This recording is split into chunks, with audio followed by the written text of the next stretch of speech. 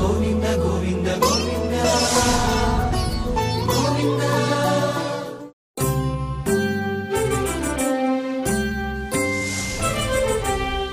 వాగర్థావివ సంపృక్తౌ వాగర్థ ప్రతిపత్తయే జగతః పితరౌ వందే పార్వతీ పరమేశ్వరౌ గురవే సర్వలోకానాం భిషజే భవరోగిణాం నిధయే సర్వవిద్యానాం దక్షిణామూర్తయే నమః. నారాయణ సమారంభాం వ్యాసశంకరమధ్యమాం అస్మదాచార్య పర్యంతాం వందే గురుపరంపరాం. నారాయణం నమస్కృత్య నరం చైవ నరోత్తమం దేవీం సరస్వతీం వ్యాసం తతో జయముదీరయేత్. శ్రీశేషశైలసునికేతన దివ్యమూర్తే నారాయణాచ్యుత హరే నలినాయతాక్ష లీలాకటాక్ష పరిరక్షిత సర్వలోక శ్రీవేంకటేశ మమ దేహి కరావలంబం. శ్రీవేంకటేశ మమ దేహి కరావలంబం. యస్మాత్ సర్వం సముత్పన్నం చరాచరమిదం జగత్ ఇదం నమో నటేశాయ తస్మై కారుణ్యమూర్తయే. మూకం కరోతి వాచాలం పంగుం లంఘయతే గిరిం యత్కృపాతమహం వందే పరమానందతాండవం పరమానందతాండవం పరమానందమాధవం.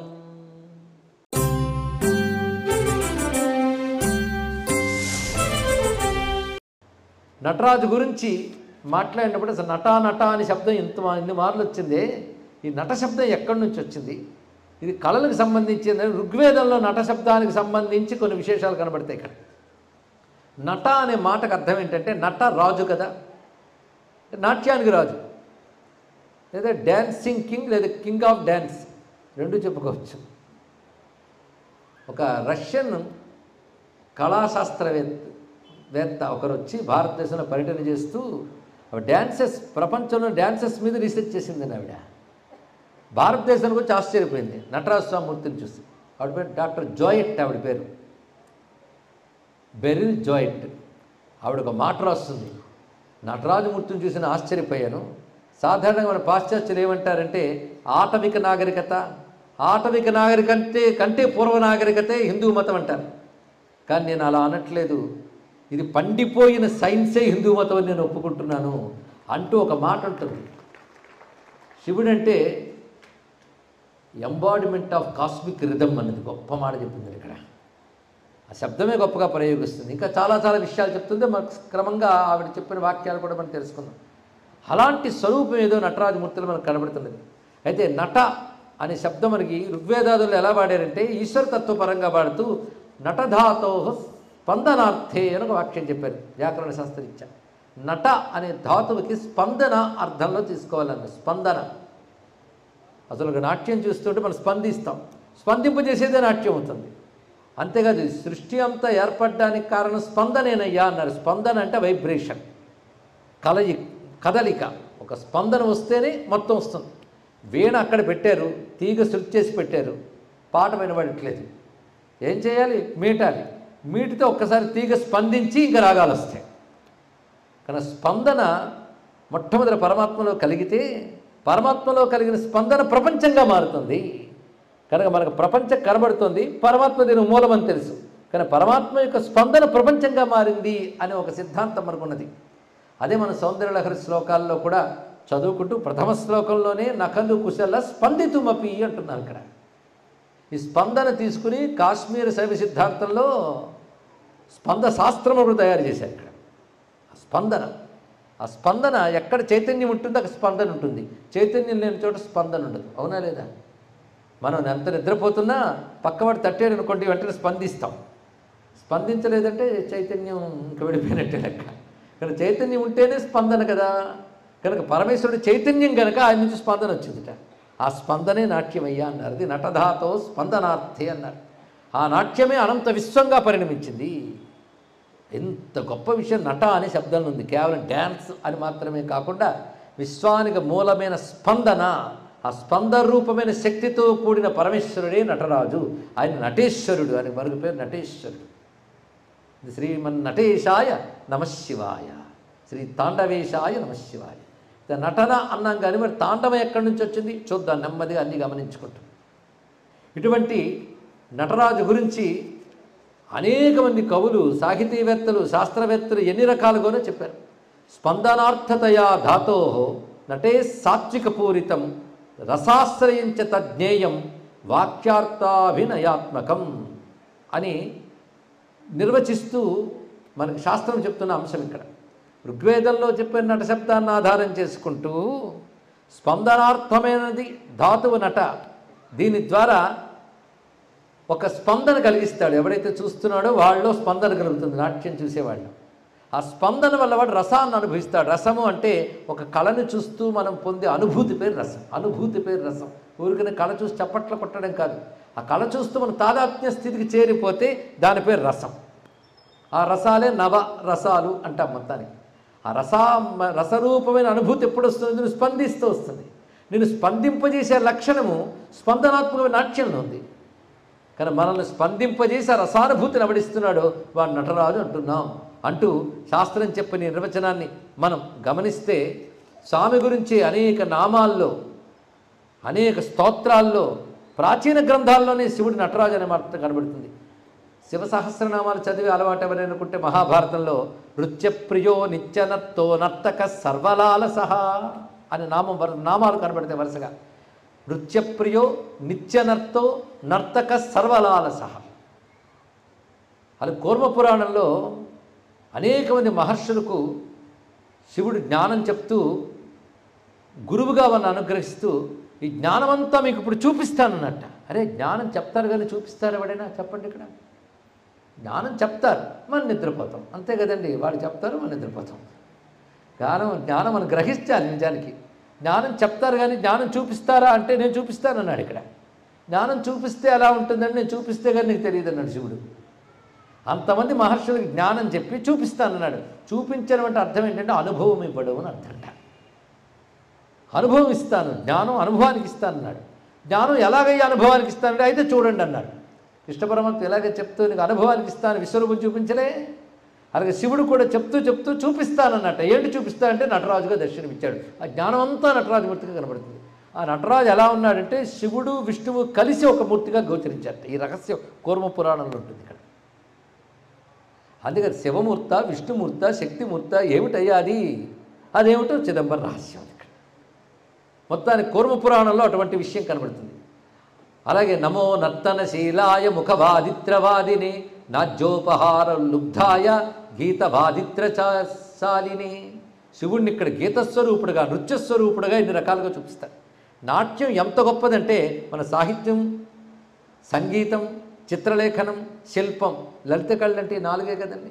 వీటికి లలిత కళలు అని పేరు ఎందుకు చెప్పారంటే ఈ వింటూ ఉంటే లేదా ఈ కళలు మనం ఆస్వాదించడమే అభిరుచి అభ్యాసం చేసుకుంటే మన హృదయంలో కాఠిన్యం పోయి రజోగుణ తమో గుణాలు తొలగిపోయి ఒక సాత్వికమైన లాలిత్య భావం ఏర్పడుతుంది. అవి లలిత కళలు. అది కళల యొక్క ప్రయోజనం అండి. అంతేగాని ఇంద్రియాలను ప్రకోపింపజేస్తూ నానా రకాల పనికిమాలిన చిందులు వేయించేవి కావు కళలంటే. నీ హృదయాన్ని మార్ధవపరచాలి, స్పందింపజేయాలి. ఇలాంటి లలిత కళలు అనగానే సాహిత్యం, చిత్రం, శిల్పం, సంగీతం, చెప్పండి, నాట్యం 5వది. కానీ మిగిలిన 4 దేనికవే చూడండి. సాహిత్యం సాహిత్యమే, సంగీతం సంగీతమే. సాహిత్యం లేకుండా కూడా సంగీతం పాడొచ్చు. సంగీతవేత్తలు ఉన్నారు తెలుసు. స్వరం పాడుతూ ఆలాపన చేస్తూ ఉంటే సంగీతం సాహిత్యం లేకుండా ఉండగలదు. సాహిత్యం సంగీతం లేకుండా ఉండగలదు. చిత్రమా రెండిటితో సంబంధం లేకుండా ఉండగలదు. శిల్పం కూడా అలాగే ఉంటుంది. కానీ 4 కలిపి మరొక కళతో కలిపితే నాట్యం. నాట్యంలో సంగీతం ఉంటుంది, సాహిత్యం ఉంటుంది. అంటే వాక్య, అర్థ, స్వర అన్నీ చూపించాలి అందులో. అన్ని కళలు కలుపుతుంది. అందుకని నృత్యం పరిపూర్ణ కళ అని చెప్పబడుతుంది. పరిపూర్ణుడైన శివుడు పరిపూర్ణమైన కళారూపంతో కనబడతాడు. అది సృష్టిలో ఉన్న కళలన్నీ ఆయన నుంచే వచ్చాయి కనుక కళల రాజే నటరాజు. కానీ ఏ కళల్లో ఉన్నవాడే నమస్కారం చేసుకోవాలి. అక్షరాలు లేదు, సాహిత్యం లేదు. నేను నాట్యం చేయకపోతే అక్షరాలు లేవు అంటాడు శివుడు. ఆ నాట్యం చేస్తూ డమరకం మోగిస్తేనే 14 మాహేశ్వర సూత్రాలు వచ్చాయి. అయువున్ అరుಳು ఏవో అయ్యో చహయవరట్లన్ యమగణనం జభై గడదశ్ జభగడదశ్ కపచరతచరతౌ కపై శశసత్ హల్ మొత్తం 14 సూత్రాలు డమరకం మోగిస్తూ వచ్చాయి. 14 ఇదేమిటంటే ఏమిటి అర్థం కాలేదు కదా. అవి ఉన్న అరుడుకి ఏం కావచ్చు. అరే బాబు కొంచెం వాటి 14 సూత్రాలు అంటారు. ఈ 14 సూత్రాలు దగ్గర పెట్టుకుంటే అక్షరాలన్నీ అందులో ఉన్నాయి. మొత్తం అక్షరాలు అందులో ఉన్నాయి. ఆ ఈ ఉ ఆ ఈ ఉన్ అరుಳು ఏవో అక్షరాలను అందులోంచి వచ్చాయి కనుక వృత్తావసానే నటరాజ రాజ ననాద ఢక్కా నవపంచవారం. నవపంచవారం నవపంచ అంటే 14 మార్లు మోగించాడు. 14 మార్లు మోగిస్తే 14 సూత్రాలు వచ్చాయి. అక్కడ కూర్చున్నాడు పాణిని పట్టుకున్నాడు వాటిని. శబ్దశాస్త్రవేత్తలు అక్షర విజ్ఞానం అంతా పుట్టింది. కానీ అక్షరాలు ఎక్కడి నుంచి వచ్చాయి? నటరాజు నుంచి. సర్వకళలు ఆయన నుంచి వచ్చాయి. పోనీ సంగీతమా? సంగీతం అంటే శివుడే కదా అన్నాడు. ఎవరో అనడం కాదు, సంగీతంలో గొప్పవాడని త్యాగయ్య అన్నాడు. నాద తను మనిషం శంకరం నమామి మే మనసా శిరస మోదకర నిగమోత్తమ సమవేదసారం వారం వారం. అంతేకాదు సజ్జోజాతాది పంచవక్త్రజ సరిగమ పదని వరసప్తస్వర విద్యాలోలం విదలిత కాలం విమల హృదయ త్యాగరాజపాలం నాద తనుమనిషం శంకరం అంటూ శివుని నాదరూపుడుగా సంగీత రూపుడుగా చూపించాడు. ఇది కేవలం కవితారూపమైన ప్రకటన కాదు, శాస్త్రసమ్మతమైన ప్రమాణంతో ఆయన మహానుభావుడు చూపించాడు. ఇలా సర్వకళలు శివునివే, అక్షరాలు కావాలన్నా ఆయనే. అందుకే అక్షరాభ్యాసం చేసేటప్పుడు ఓ నామః శివాయ దిద్దుకుందాం. ఎందుకంటే అక్షరాలన్నీ ఆయన నుంచి వచ్చాయి కనుక ఆయన మంత్రంతోనే అక్షరాలు మొదలుపెట్టాం. ఇక్కడ అక్షరం లేని సాహిత్యం ఎక్కడుంది? కానీ సర్వకళలు ఆయనవే. వృత్తాంతమునయందు త్వధ్వనిత భెరిన్ పుట్టె శబ్దాగమంబు అత్తర్కాగమముద్భవించ భవదీయాంబుకృతిన్ వేదముల్ తత్తత్ సంభవముల్ శివా ఉపనిషత్వం పొందే నేమేను విద్యాత్తాకారిని నిన్ను పొందనా కవిత కవునా నేడు విశ్వేశ్వర అంటారు కవి సమ్రాట్ విశ్వనాథ సత్యనారాయణ గారు. విద్యాత్తాకారుని సర్వ విద్యల ప్రభు అంటే ఆయన. ఈశాన సర్వ విద్యానాం ఈశ్వర సర్వభూతానాం బ్రహ్మాధిపతి బ్రహ్మణోధిపతి బ్రహ్మ శివోమే అస్తు సదాశివో. అందుకే ఇవాళ మనం నటరాజమూర్తిని ధ్యానిస్తున్నాము అంటే అన్ని విద్యల ప్రభువుగా నటరాజుని చూస్తున్నాం. అంటే కళలకి స్వరూపంగా అంటూ అలా అలా అలా అలా విద్యల స్వరూపం అయిపోయాడు. అందుకనేమో కళాభ్యాం చూడాలంకృత శశికళాభ్యాం నిజ తపఫలాభ్యాం భక్తేషు ప్రకటిత ఫలాభ్యాం భవతు మే శివాభ్యాం అస్తోక త్రిభువన శివాభ్యాం హృది పునర్భవాభ్యాం ఆనంద స్ఫురదనుభవాభ్యాం నతిరియం అంటూ భగవత్పాదుల వారు కళాభ్యామని ప్రారంభించారు కదా. విద్యల స్వరూపులైన పార్వతీ పరమేశ్వరుడు. అందుకే నటరాజు అనగానే విద్యామూర్తి. ఇవాళ ఇలాంటి సూత్రవాక్యములు గుర్తుపెట్టుకోవాలి. ఒక్కసారి భక్తితో నటరాజుని ధ్యానిస్తే విద్యను కుమ్మరిస్తాడండి ఆయన. అయితే విద్యలు ఇచ్చేటప్పుడు దక్షిణామూర్తి అంటారు కదండి శివుడికి. ఈ నటరాజుని దక్షిణామూర్తి అంటారంటే నటరాజుకి దక్షిణామూర్తిని పేరుంది.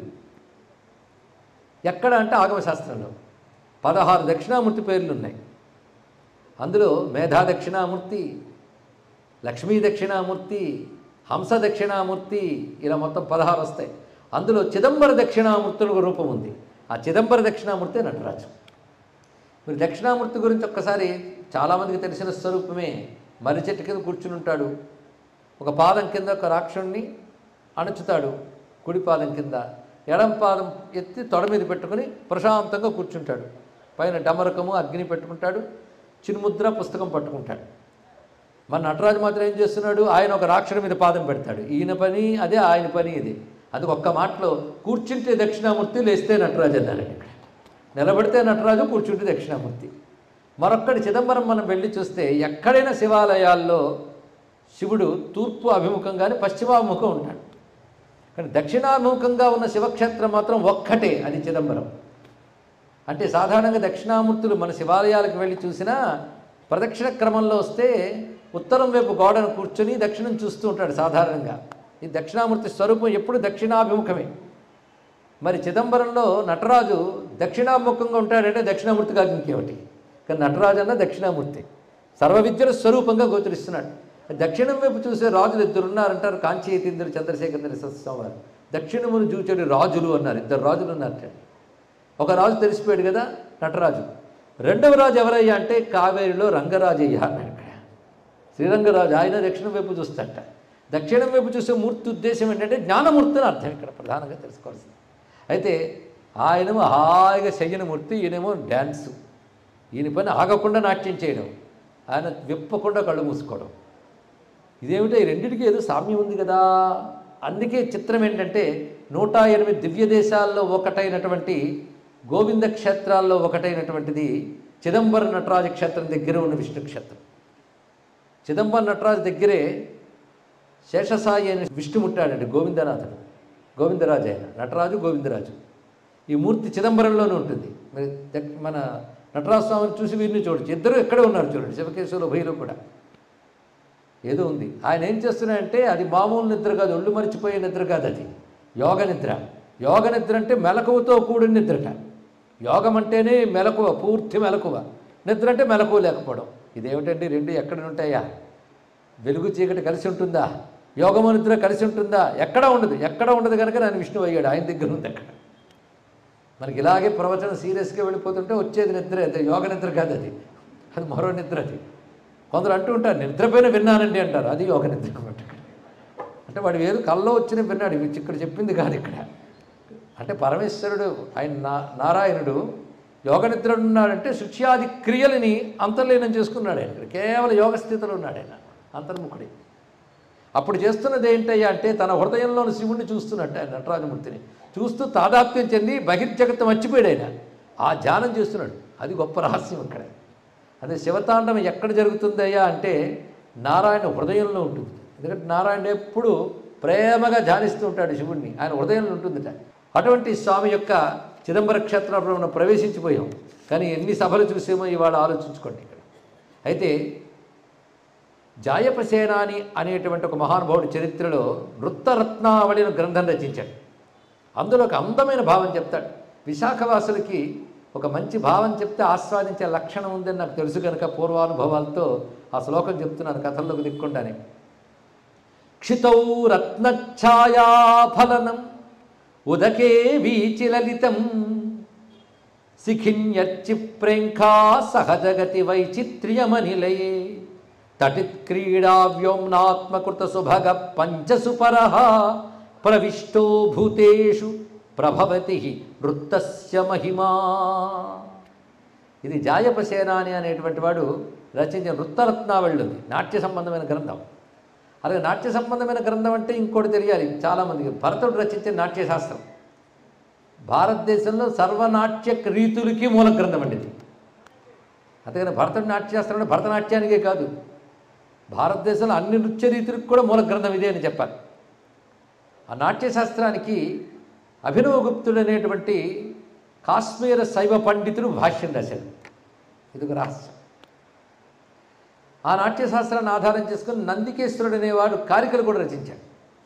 ఈ నందికేశ్వరుడు అయున్నరులు కనబడే 14 సూత్రాలకి భాష్యం రచించాడు. చూసారా? అంటే 14 అయున్నరులు సౌండ్స్ కావుట, దానిలో ఏదో సైన్స్ ఉందన్నాడు.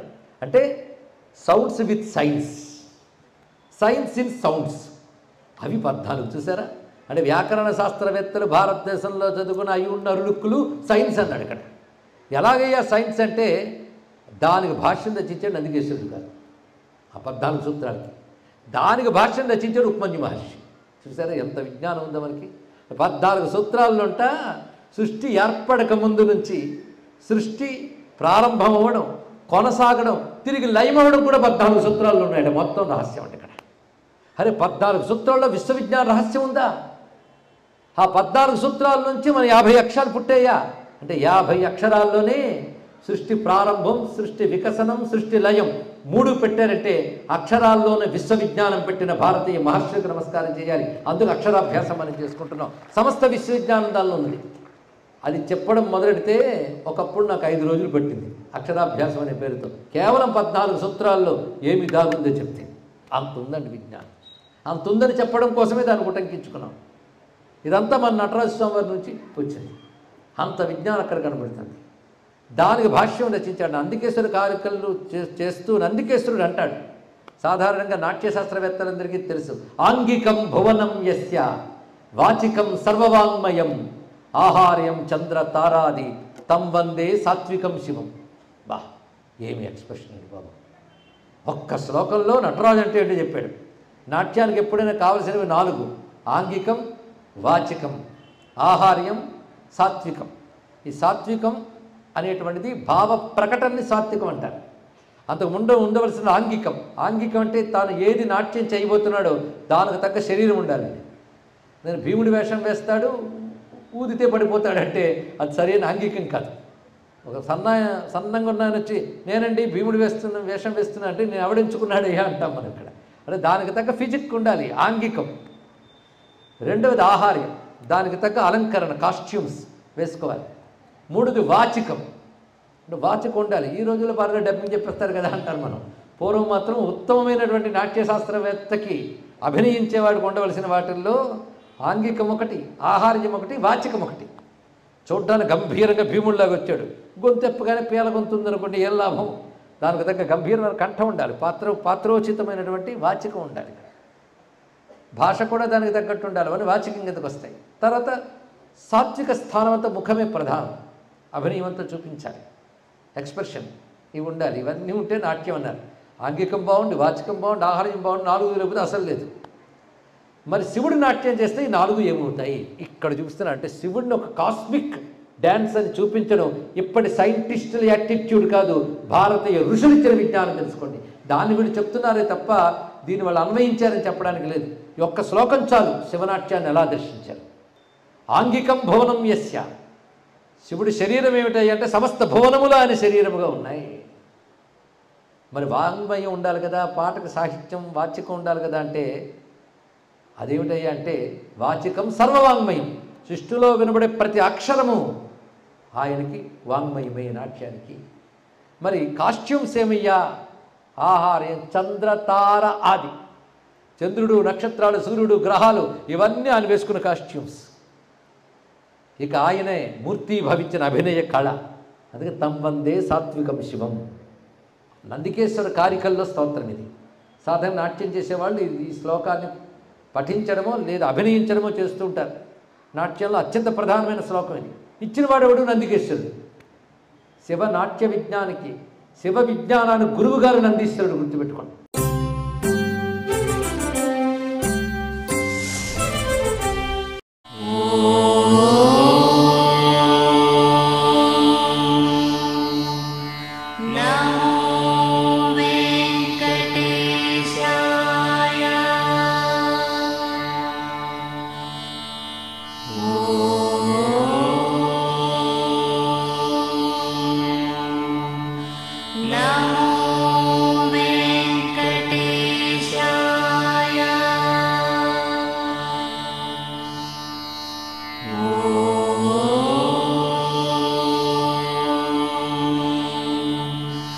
Now